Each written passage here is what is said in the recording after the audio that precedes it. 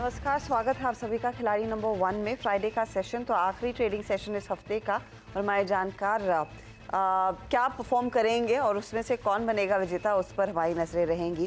बहरहाल बाजार का हाल आपकी स्क्रीन पर। पॉजिटिव टेरिटरी जो निफ्टी ने दिखाई थी, ऊपरी लेवल से मार्केट थोड़ा सा दबाव में आता हुआ। निफ्टी प्रेशर में है और निफ्टी के साथ साथ मिड कैप इंडेक्स की भी हालत बेहद ख़राब है।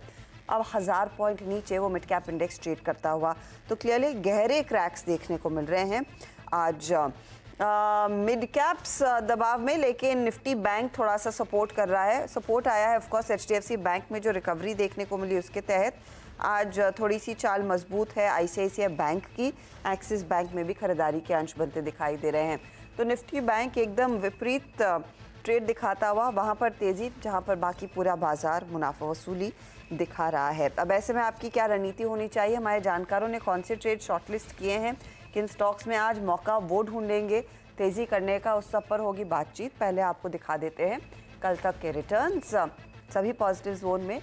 पंकज 8.2% के रिटर्न्स के साथ आगे चल रहे हैं। अमित ने करीब 7% की कमाई की और अमोल 1.5% के रिटर्न्स दिखा रहे हैं।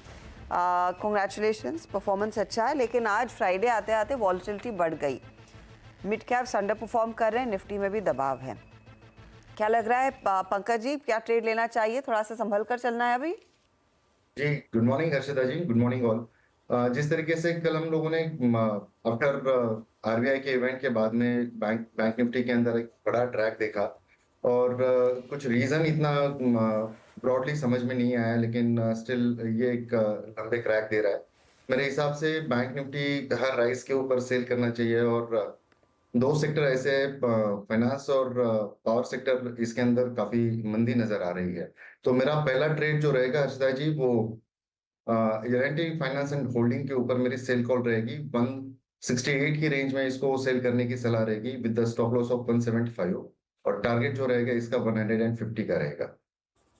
चलिए, मौका मिलता है। आपने पहला ट्रेड भी दे दिया है। एल&टी फाइनेंस कह रहे हैं आप 150 का टारगेट रहेगा और सेल साइड की पोजीशन लेनी है। 175 का स्टॉप लॉस लगाइएगा।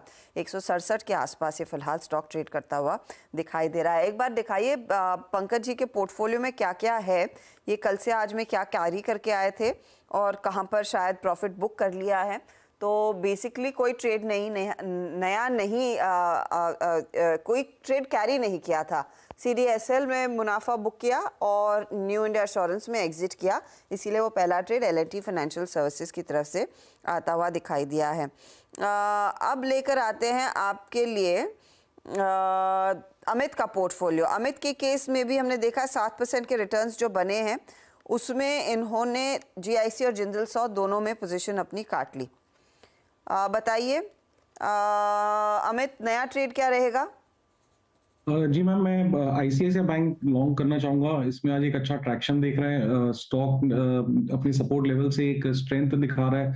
सेकंड हाफ में एक्सपेक्ट कर रहा हूँ थोड़ी शॉर्ट कवरिंग भी आ सकती है। बैंक निफ्टी में थोड़ा सा पुल बैक है बिकॉज 2-3 दिनों से काफी भारी बिकवाली रही थी। ओवरऑल ट्रेंड जरूर वीक है, लेकिन आज के सत्र में मुझे लगता है कि थोड़ा सा एक पुल बैक आ सकता है, उसको प्ले करना चाहता हूँ। 1006 का प्राइस है, 990 का स्टॉप लॉस रहेगा और 1040 के टारगेट्स रहेंगे। 40 के टारगेट के लिए आईसीआईसीआई बैंक में तेजी वाला ट्रेड आप लेकर चलेंगे। बाय साइड का ट्रेड है, मोमेंटम देखने को मिल रहा है, खरीदारी करने की सलाह है। 990 आपके लिए स्टॉप लॉस का काम करेगा। अमोल का भी पोर्टफोलियो आपकी स्क्रीन पर लेकर आते हैं। अमोल ने भी करीब 1.5% तक की कमाई करके दिखाई है। कल तक रिलायंस इंडस्ट्रीज में प्रॉफिट बांधा। इनफैक्ट रिलायंस का अच्छा साथ मिला था अमोल के लिए, तो वो फिलहाल फेवर में था। अमोल होल्ड कर रहे हैं ट्रेड या बुक कर लिया? नहीं, कल बुक किया था इंट्राडे में ओके। रिलायंस। आज का क्या इरादा है? आज क्या ट्रेड देंगे अमोल? मुझे एक इंडिगो अच्छा लग रहा है, 3110 के आसपास है। बाइंग साइड पे ही व्यू है।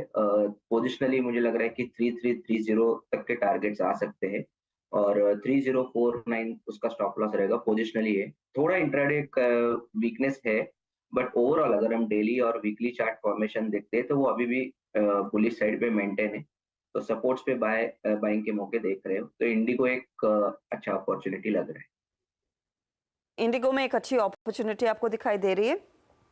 3330 का टारगेट रहेगा यहाँ पर एक मौका। दरअसल ये आप स्टॉप लॉस दोहराएंगे प्लीज? 3 स्टॉप लॉस है 3049। 3049 का स्टॉप लॉस, क्यों 3040 के आसपास ट्रेड कर रहा है ये काउंटर? ओह, आई थिंक अभी जस्ट वीक हुआ होगा वो। मैं रिवाइज स्टॉप लॉस आपको देता हूँ। हाँ नहीं, ऊपरी लेवल से कुछ कूल ऑफ आया है, 3% फिसल गया ये काउंटर। तो रिवाइज करके स्टॉप लॉस क्या रहेगा? अभी भी कन्विक्शन है या फिर बदलना चाहते हैं ट्रेड को? कन्विक्शन है, कोई ऐसा कुछ दिक्कत नहीं, बट मैं आपको रिवाइज स्टॉप लॉस 1 मिनट में दे देता हूँ। ठीक है, ठीक है, आप रिवाइज करके स्टॉप लॉस दीजिए। तब तक मैं आरती इंडस्ट्रीज वो स्टॉक स्क्रीन पर लेकर आती हूँ जहां पर आज देखिएगा नतीजे आए। नतीजों पर हम रिएक्ट कर रहे हैं। वैसे नतीजे ठीक ही थे, ज़्यादा कुछ एक्स्ट्रॉर्डनरी नहीं देखने को मिला है। मुनाफा इबिट्टा 10% का दबाव दिखा रहा है, मार्जिन्स 2.5% घटे हैं, 15% पर आ गए हैं। अब रेवेन्यू है जहां पर 4% तक की ग्रोथ देखने को मिली है। And I am not surprise, क्योंकि थर्ड क्वार्टर सभी ये केमिकल कंपनियों के लिए दबाव वाला क्वार्टर था। तो आज के लिए क्या रणनीति होगी उस पर आएंगे आगे, लेकिन यहाँ से आगे सिचुएशन कैसी दिख रही है? हमारे साथ कंपनी के चेयरमैन और मैनेजिंग डायरेक्टर राजेंद्र गोगरी हमारे साथ जुड़ गए हैं। गोगरी साहब, स्वागत है आपका। पहले तो इस क्वार्टर की हाइलाइट्स दे सकें। कुछ दबाव आपके बिट्टा प्रॉफिटेबिलिटी पर देखने को मिली है, मार्जिन्स भी कॉन्ट्रैक्ट हुए हैं। ये एक वन ऑफ है या फिर थोड़ा सा पेन परसिस्ट करेगा? नहीं, करंट ईयर तो बेसिकली एंटायर केमिकल सेक्टर के लिए, बिकॉज ग्लोबल जो इन्वेंट्री करेक्शन हो रहा है across the board, all the sector, discretionary होगा या एग्रो या फार्मा, तो सभी कंपनियां इंक्लूडिंग अस इम्पैक्ट हुआ है। लेकिन जैसे हमने सेकेंड क्वार्टर के बाद गाइडेंस दिया था कि सीक्वेंशियली हम लोग एक्सपेक्ट कर रहे हैं कि वॉल्यूम रिकवरी होगा और एबिटा ग्रोथ भी होगा। सो जो हमारा Q2 में अराउंड 633 था EBITDA, it is coming to around 267 in this quarter. So it has increase and we see के ये ट्रेंड चालू रहेगा गोइंग फॉरवर्ड। वॉल्यूम, मार्जिन और EBITDA will sequentially grow quarter on quarter. नहीं तो आपके टारगेट्स क्या रहेंगे? What are you anticipating in volume growth and margins next quarter के लिए या फिर FY25 के लिए? क्योंकि ज्यादातर कंपनियां जिन्होंने अपने नंबर्स पोस्ट किए, गोगरी साहब आपने भी नोटिस किया होगा, everyone is saying second quarter FY25 से कुछ स्थिति बेहतर होगी, थोड़ा सा पेन जारी रहेगा। तो आपका आकलन क्या है जब आप अपने क्लाइंट से बात करते हैं? करंट ईयर का तो हमने गाइडेंस 950 to 1000 दिया था, but we should be more towards 1000 ऐसा लग रहा है फॉर FY24। और FY25 में we expect substantial growth, 1450 to 1700 crore तक का दिख रहा है हमें नेक्स्ट ईयर का। क्योंकि आप बात कर रहे हैं एबिटा बोथ ऑन या 1700 crore on 1450 to 1700 crore range next year के लिए, FY25 के लिए एबिटा का रेंज, एबिटा का रेंज रहेगा। तो जहां पर बाकी कंपनियां थोड़ी सी कॉशियस हैं, आपको लग रहा है बिजनेस में ग्रोथ देखने को मिलेगा, तो कहां से वो ग्रोथ आएगा गोगरी साहब, अगर उसका एक मुझे अंदाजा दे सके? हमारी पास बहुत वाइड रेंज ऑफ प्रोडक्ट्स है, बहुत जो डिस्क्रिशनरी साइड बोलते हैं, जैसे पॉलीमर जो कंस्ट्रक्शन में जाता है, टेक्सटाइल में, पिगमेंट में, and we have also agro and pharma, और काफ़ी एडिटिव्स भी है। तो काफ़ी वाइड रेंज ऑफ प्रोडक्ट्स है, and some of the products new market is developed, and we expect that there will be a sizable growth in that next year. Growth across these 4-5 categories, या फिर कोई ज्यादा बेहतर कर रही है और दूसरे के लिए कॉम्पेंसेट कर रही है? Yeah, some additives and all are doing well, so I think that will थोड़ा compensate करेगा जो बाकी प्रोडक्ट में प्रेशर है। ओके अच्छा, दूसरे प्लेयर्स कह रहे हैं कि Europe is the biggest pain point. Gogri साहब, आपके लिए भी वो यूरोपियन यूनियन के कुछ देशों ने एक पर्टिकुलर प्रोडक्ट पर आपत्ति जताई थी, तो उसका एक ओवरहैंग देखने को मिला था। ये यूरोप में आप क्या समझ रहे हैं, वहां से कैसे ऑफसेट करेंगे कारोबार को? एक्चुअली बेसिकली हमारे तो जो प्रोडक्ट जाते हैं वो अल्टीमेटली यूरोपियन या अमेरिकन कंपनी लेगी, तो भी वो ग्लोबली सप्लाई करते हैं। all over the world. So वो हिसाब से sectoral impact relatively regional impact कम होता है, लेकिन overall still European territory is more under pressure. Okay India business के लिहाज से क्या सिचुएशन रहेगी, यहाँ पर डिमांड की क्या स्थिति है? आई थिंक ओवरऑल तो इंडिया में डिमांड अच्छा है, लेकिन हमारे तो क्या डायरेक्ट एक्सपोर्ट जो हमारे कस्टमर एक्सपोर्ट करते हैं, तो we are more on global right situations around 70% तो डायरेक्ट इनडायरेक्ट एक्सपोर्ट ही हो जाता है। नहीं, मैं क्योंकि इतनी अनिश्चितता है ग्लोबल मार्केट्स में, इसीलिए मैं पूछ रही थी कि इंडिया बिजनेस में अगर कुछ पिकअप है तो थोड़ा सा वो ऑफसेट हो। अच्छा, एक चीज मैं आपसे समझना चाह रही हूँ गोगरी साहब, और ये मेरा आखिरी सवाल होगा आपसे। आपने अच्छा खासा कैपेक्स किया है, लेकिन एक दो capacity expansions have not really delivered, तो वो कब से डिलीवरी आती हुई दिखाई देगी? एक पर्टिकुलर क्लाइंट ने एक लॉन्ग टर्म कॉन्ट्रैक्ट कैंसिल भी किया था, ऐसे कुछ संकेत आपको क्लाइंट से मिल रहे हैं किसी तरह के डिलेस, कुछ कैंसिलेशन से? However, you've signed a couple of long term contracts also, लेकिन कैपेक्स का कब तक डिलीवरी आएगी इवेंचुअली? कब तक वहां से हम देखेंगे बिजनेस को वाकई में फायदा मिलेगा? हाँ, नहीं, बाकी तो कोई कॉन्ट्रैक्ट में कोई इश्यू नहीं है। एंड जैसे next year we are looking around 1450 to 1700, तो साइजेबल जंप मिलेगा based on the volume growth on जो कैपेक्स हमने किए हैं। सो नेक्स्ट ईयर से I think you will be able to see, because ये साल तो पूरा सेक्टर के लिए ही अंडर प्रॉब्लम रहा है। राइट, नेक्स्ट ईयर से कैपेक्स का जो बेनिफिट मिल जाएगा। ओके, तो नेक्स्ट ईयर से कैपेक्स का बेनिफिट मिलेगा, इसीलिए आप कह रहे हैं जो एबिटा होगा वो स्ट्रांग रहेगा। बहुत बहुत शुक्रिया गोगरी साहब हमारे लिए समय निकालने के लिए, and it's a very welcome conversation, क्योंकि अब तक जिस भी हमने कंपनी की कॉन कॉल सुनी है या फिर रिपोर्ट सुनी है या मैनेजमेंट से बातचीत की है उनका आउटलुक बहुत बिगड़ा हुआ था, लेकिन आरती इंडस्ट्रीज कह रही है कि इनफैक्ट 1450 से 1700 करोड़ कॉन्फिडेंटली वो FY25 में डिलीवर कर पाएंगे। होपफुली स्थिति और यूरोपीय देशों के लिए बिगड़ेगी नहीं, स्टॉक आपका आउट परफॉर्म करता हुआ। Good luck for the next quarter end of course FY25। Stock आपके सामने करीब 2-2.5% ऊपर है। अच्छा, ये एक चीज है। दूसरी तरफ अमोल, आई डोंट नो दूसरे लोग कहेंगे ये चीटिंग है या नहीं, मैं आपको एक खबर बताती हूँ और आप बताइए आपको ये इंडिगो वाला ट्रेड रखना है या नहीं। अभी अभी एक डेवलपमेंट आ रहा है और ये यतिन हमारे साथ शेयर कर रहे हैं कि दरअसल सरकार ने, पार्लियामेंट्री पैनल ने एडवोकेट किया है, ये PTI के हवाले से खबर आई है। पार्लियामेंट्री पैनल सजेस्ट कर रहा है route specific capping of air fares, और इंटरग्लोब एविएशन का स्टॉक शायद उसी वजह से वो क्रैक करता हुआ दिखाई दिया। 100 रुपए नीचे है, 3032। आपने कहा 3330 के लिए आप खरीदना चाहते हैं, रखना है या फिर आप छोड़ना चाहेंगे इसे और इसे रिप्लेस करेंगे? हर्षदा जी, मुझे पोजिशनल में कोई दिक्कत नहीं, बट जैसे कि इंट्राडे ट्रेडर्स के लिए शायद दिक्कत होगी उसको कैरी करना, तो मैं एग्जिट करना चाहूंगा उसमें से, और भारतीय एयरटेल में शिफ्ट होना चाहूंगा।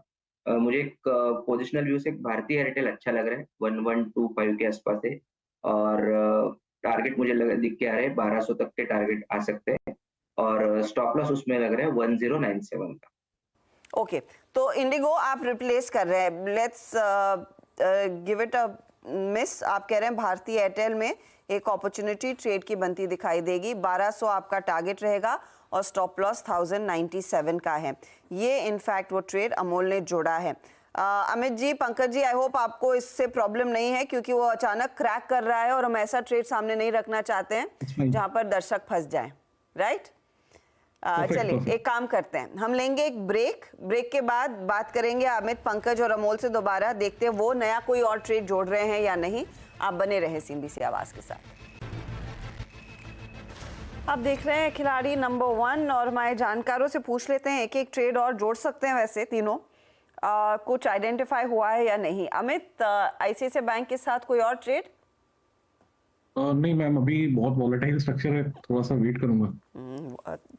वॉलेटाइल और पेनफुल हो चला है, क्योंकि निफ्टी बैंक को जो सहारा मिल रहा था वो भी अब सिर्फ 150 पॉइंट ही ऊपर रह गया। पंकज, रुकेंगे? यस अर्चिता जी, थोड़ा वेट ही करना चाहूंगा। अमोल? यस, मैं भी वेट करना चाहूंगा। चले, तो तीनों जानकार वेट करेंगे। तो सिर्फ 3 ट्रेड्स हम लेकर जा रहे हैं आज के लिए।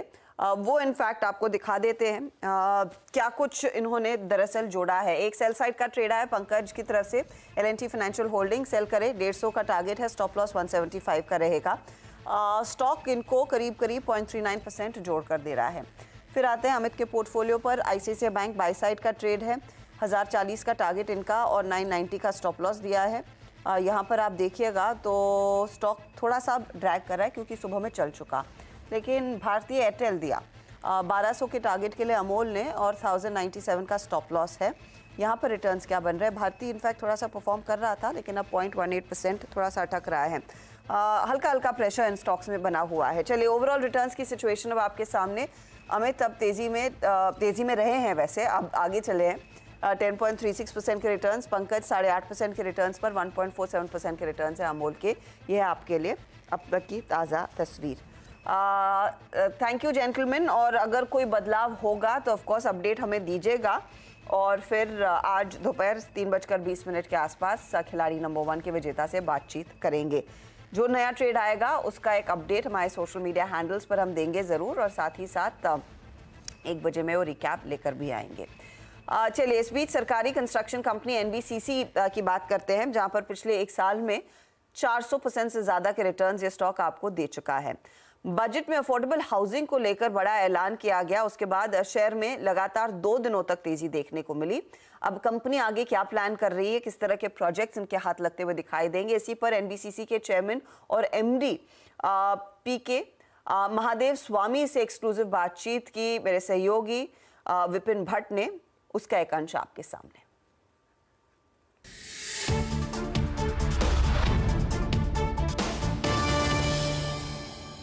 एक अनाउंसमेंट जो कि बजट में आई और प्रधानमंत्री आवास योजना के तहत जो 2 करोड़ घरों का ऐलान हुआ है, फिर उसके अलावा एक और स्कीम जो आने वाले वक्त में हम देखेंगे अर्बन मिडिल क्लास के लिए, तो माना जा रहा है कि उसमें NBCC का बड़ा रोल होगा। अगर आप उसका थोड़ा आइडिया हमें दे पाएं कि किस लेवल पर आप उसमें काम करने जा रहे हैं।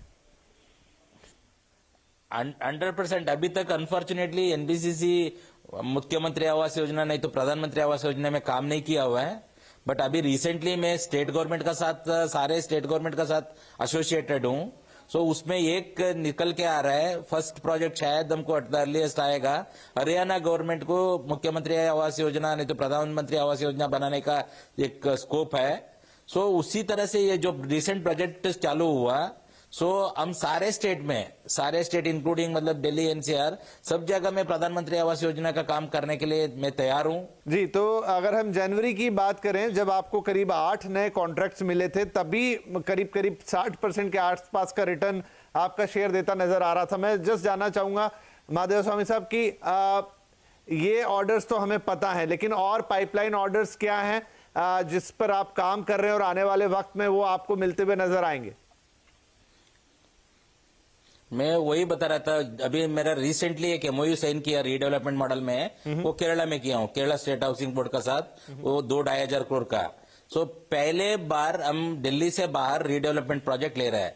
सिमिलरली और भी स्टेट गवर्नमेंट्स है, छत्तीसगढ़ है, हरियाणा है, JNK है, सब जगह में रीडेवलपमेंट, सब जगह में क्या है, लैंड पार्सल है, पुराना मकान है, उसका कंडीशन बहुत खराब है, उसको रिपेयर करने का ऐसा कंडीशन नहीं है, उसको रीडेवलपमेंट करने के लिए हमारे पास NBCC only the PSU is doing redevelopment model. So इसीलिए बहुत सारा अपॉर्चुनिटी है, ये 3-4 स्टेट में तो हमारा बातचीत चल रहा है। तो बहुत शुक्रिया हमसे बातचीत करने का और बहुत सारी शुभकामनाएं। नमस्कार। बता दें कि मनी कंट्रोल पर दिए गए विचार एक्सपर्ट्स के अपने निजी विचार होते हैं। वेबसाइट या मैनेजमेंट इसके लिए उत्तरदायी नहीं है। यूजर्स को मनी कंट्रोल की सलाह है कि कोई भी निवेश निर्णय लेने से पहले सर्टिफाइड एक्सपर्ट की सलाह लें।